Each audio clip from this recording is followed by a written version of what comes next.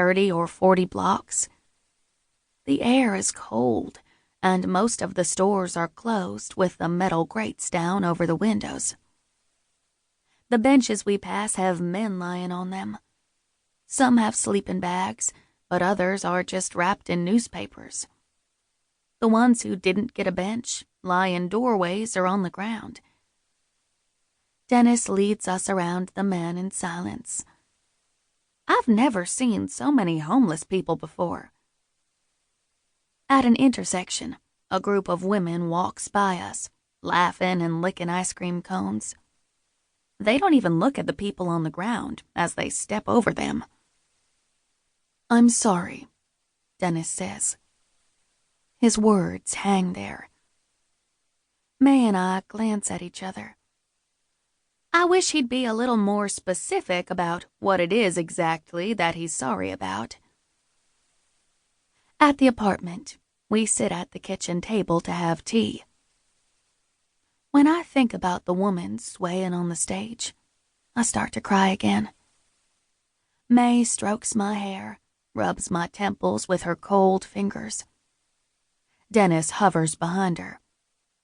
He helps her out of her coat, tries to help me with mine, but I shake him off. "What have we done?" I say. "How could we have left her?" "Please calm down," he says, and hands me a napkin. I blow my nose. His face is stiff and unreadable, but his hand is shaken as he pours water into our mugs, and he has to steady it so he won't spill. I look away at the box of teas Mae is holding. I don't like that his hand is shaken. He has no right to lose it. I take a deep breath and focus on the box.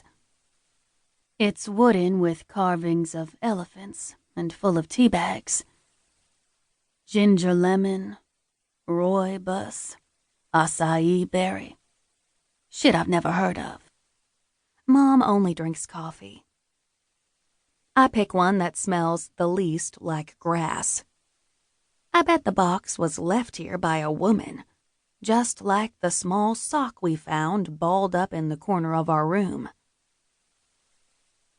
Dennis wedges his chair between the table and the refrigerator. He buries his fingertips in his beard as he stares at us.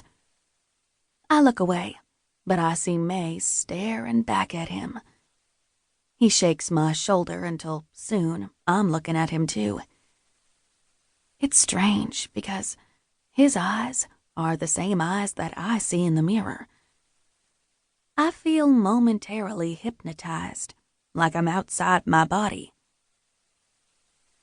"Listen to me," he says, and his voice is wet.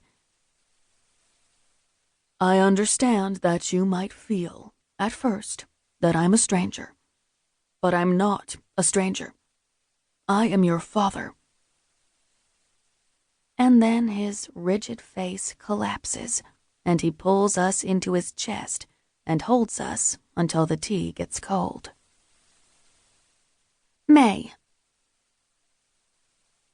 This is the kind of thing my mother liked to do. She'd pick a person and follow them for hours. Through the mall, to the garage, to their house. Once, we drove all night through the woods with our headlights off to somebody's hunting cabin. Sometimes, if it was during the day, she would let Edie come too, though when Edie was there it would become something fun and toothless. A game where she and Edie would share a bag of Twizzlers in the front seat and speculate about the people we were following.